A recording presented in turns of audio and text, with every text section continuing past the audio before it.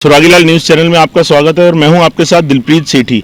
जैसा कि आप देख रहे होंगे आज सुबह सुबह का समय है और हम लोग आए हैं द्रोणा सागर पर। जी हां, काशीपुर का एक प्रसिद्ध इसे कहा जाए कि लोग यहां पे योगा एक्सरसाइज और इतने मंदिर हैं यहां पे। पूर्व में भी इसका जो इतिहास है वो काफ़ी रहस्यमय है और काफ़ी छुपा हुआ है, क्योंकि काफ़ी वर्षों के बाद आज धामी सरकार में इसका जीर्णोद्धार होना स्टार्ट हुआ और इतने प्रपोजल आए कि ताकि जो हमारे सनातन की जो पूर्व में जो भी चीजें जो कि दबी हुई थी वो निकल के आई और इससे लोगों को काफी फायदा हो रहा है। जैसा कि कहा गया है कि 21 वर्ष में काशीपुर का जो दुर्भाग्य था वो ऐसा था कि कई मुख्यमंत्री आए, कई सरकारें आई, परंतु काशीपुर की अनदेखी की गई। आज धामी सरकार में ऐसा हुआ कि एक नजर पड़ी काशीपुर पर कि काशीपुर एक ऐसा शहर है जिसका विकास जो है काफी समय से रुका हुआ है और उसको तेजी लाने के लिए धामी सरकार ने खुद अपने हाथों में ये सारे विकास कार्य लिए और कहीं ना कहीं एक प्रपोजल बना के अधिकारियों को इसमें शामिल किया गया। आज हमारे साथ मौजूद हैं काशीपुर के एसडीएम अभय जी, जो कि इसी विकास कार्य को तेजी लाने में जो भी वो कार्य कर रहे हैं उस पे आप सुबह का समय देख सकते हैं कि सुबह सुबह का समय है और वो हमारे बीच है। ऐसे ही जगह जगह वो रात को भी दिखाई देते हैं। ये दिखाता है कि काशीपुर के विकास में जो तेजी आनी चाहिए उसमें उनकी भूमिका क्या है और ये चीजें जो चल रही हैं ये धामी जी से चलती हुई कहां तक पहुंच रही हैं। सर, 3 चरणों में द्रोणा सागर का जो ये कार्य हैं ये पूर्ण होने हैं। फर्स्ट फेज लगभग कंप्लीट है। थोड़ा सा हमको हमारे दर्शकों को ब्रीफ कीजिए। हमारे साथ में केडीएफ के राजीव घई जी, जैन साहब, राम बाबू और कपिल अग्रवाल, सभी लोग जो सुबह यहाँ आते हैं मॉर्निंग वॉक के लिए और अपने सुझाव देते हैं, तो वो लोग मौजूद है। सर, थोड़ा सा डिटेल में बताइए हमारे दर्शकों को कि क्या क्या चीजें यहाँ पे होनी है। हाँ, बहुत बहुत धन्यवाद जो आप यहाँ आज कवर करने के लिए आए। और जैसा आपने काशीपुर का बारे में बताया तो थोड़ा मैं भी इसमें संक्षिप्त में बताना चाहूँगा कि काशीपुर एक ऐतिहासिक, धार्मिक और पर्यटक नगरी रही है। काशीपुर का जो इतिहास है ये लगभग 5 कालों का है। जब हम महाभारत काल की बात करते हैं तो उस समय जो द्रोणाचार्य जी थे उन्होंने पांडवों को यहाँ ट्रेनिंग दी थी आर्चरी की। इसी तरह कुषाण पीरियड में, इसके बाद प्री जो गुप्ता पीरियड था, पोस्ट गुप्ता पीरियड, अल्सल्तनत पीरियड में भी काशीपुर का इतिहास रहा है। जो चैती माता का मंदिर है उससे जुड़ा हुआ है। और 13 डिस्ट्रिक्ट 13 डेस्टिनेशन के तहत जो है द्रोणा सागर में जो विकास कार्य हो रहे हैं, इस योजना के तहत जो नए पर्यटन स्थल थे इनका विकास किया जा रहा है। इससे रोजगार के अवसर मिलेंगे। और जैसा हम जब द्रोणा सागर की बात करते हैं तो यहाँ पे गोविसाण का एक आर्कियोलॉजिकल साइट भी है जिसका इतिहास भी लगभग 5 कालों का है। और गुप्ता पीरियड में के मंदिर भी वहाँ मिले हैं जब यहाँ पे एग्जीक्यूशन हुआ था, खुदाई की गई थी। और अभी भी जो है वहाँ पे आर्कियोलॉजिकल साइट के तरफ से डेवलपमेंट वर्क किए जा रहे हैं। मैं कहूँगा कैमरामैन से जरा वो सामने ये जो शॉप्स हैं यहाँ से स्टार्ट होता है ये फर्स्ट फेज, हम चलते चलते करते हैं ताकि दर्शक भी हमारे साथ बने रहें। ये ट्रैक है और ये जो आपने ये जो बच्चों के लिए झूले और ये एक्सरसाइज की मशीन्स वगैरह बनाई हैं, तो हम लोगों के जो सुबह वॉक पे आते हैं तो कहीं ना कहीं वो इसको यूज करते हैं। क्यों राम बाबू, क्या कहना है आपका? ये बहुत बढ़िया बना रखा है इन्होंने। और जो फर्स्ट फेज में जो कार्य हुआ है वो बहुत ही सुंदर और प्रभावशाली है। और यहाँ पे आप इस समय तो टाइम ओवर हो चुका है, यहाँ पे सैकड़ों बच्चे आते हैं, एंजॉय करते हैं, झूलों का एंजॉय करते हैं।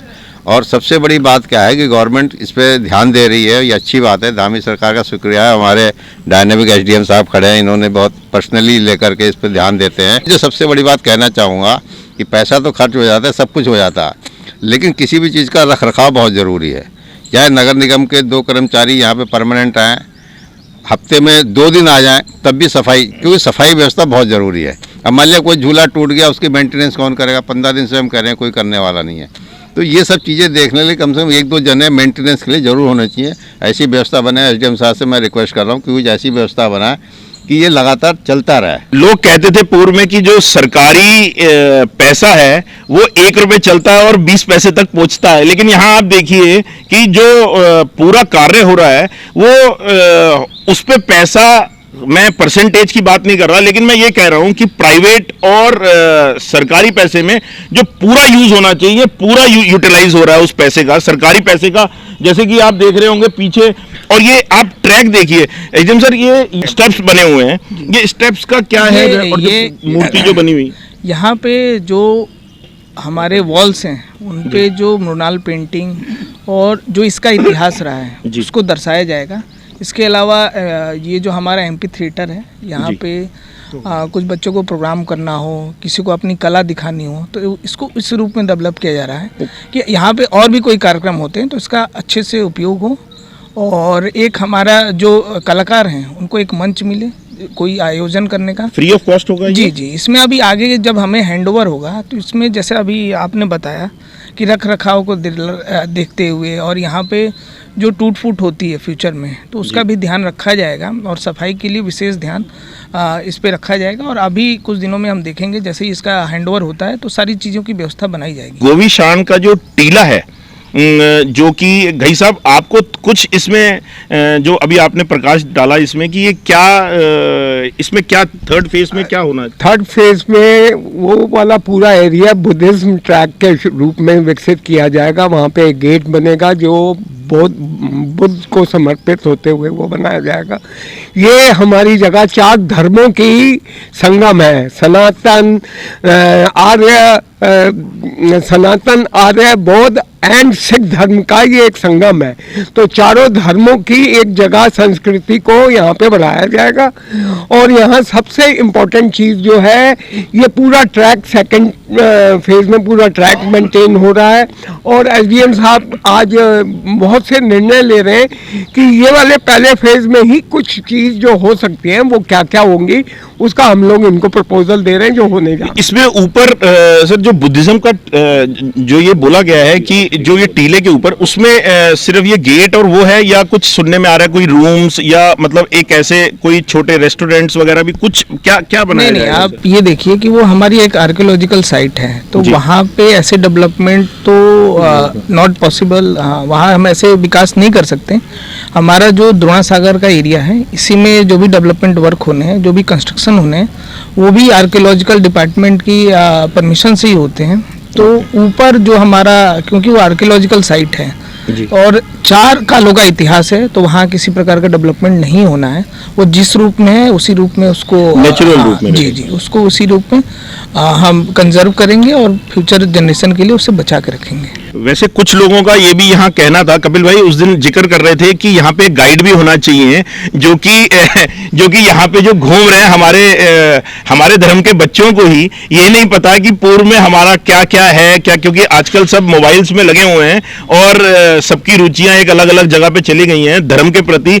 जो कपिल भाई उस दिन आप चर्चा भी कर रहे थे, तो क्या है इसमें आपका सुझाव कि एक गाइड भी होना चाहिए जो कि लोगों को गाइड करे, कि बताए बच्चों को भी। और नेचुरली यहाँ की चीज़ों को लेकर के जब तक हम उसको ब्रीफ नहीं करेंगे तब तक उसको जानकारी कैसे होगी जी। तो उसके संदर्भ में तो ये है कि जगह जगह, जैसा अभी सर ने बताया हमारे एसडीएम साहब ने, कि जगह जगह हम इस तरीके की चीज़ें लगा रहे हैं जिससे लोगों को यहाँ की जानकारी हो, कौन कौन से काल में यहाँ पर क्या क्या डेवलपमेंट हुआ है, और कुछ ना कुछ उसको ब्रीफ करने के लिए यहाँ पर जो गाइड, हम बहुत सारी जगह जाते हैं जहाँ गाइड होते हैं, तो इस टाइप के गाइड्स भी यहाँ पर जो है डिप्यूट किए जाने चाहिए, जो कि अपना ऑन पेमेंट सिस्टम उनका जो भी हो वो डिपार्टमेंट का कार्य है, ठीक है ना।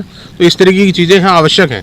तो आज सुबह का जो हमारा समय था, हमारे साथ जैन साहब भी मौजूद हैं। आर्चरी में जो आप ये केडीएफ करना चाह रही है उसका बस शॉर्ट में बता दें। ये महाभारत काल का समय है, यहाँ पर द्रोणाचार्य ने शिक्षा दी थी, द्रोणा सागर इसीलिए नाम है, तो इसलिए केडीएफ द्वारा एक आर्चरी ट्रेनिंग सेंटर यहाँ खोला जा रहा है।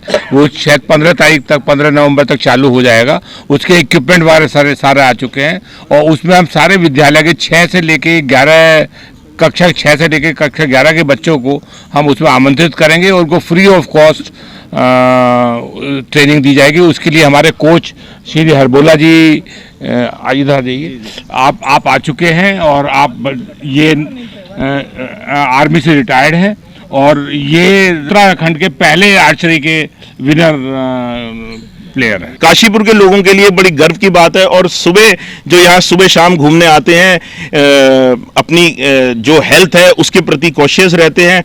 हमारे साथ मौजूद रहने के लिए एसडीएम साहब, केडीएफ संस्था और मॉर्निंग क्लब के जितने भी सदस्य हैं सभी लोगों का धन्यवाद। उत्तराखंड की खबरों से जुड़े रहने के लिए आप हमें सभी सोशल मीडिया प्लेटफॉर्म्स पर सब्सक्राइब, लाइक और फॉलो कर सकते हैं। धन्यवाद।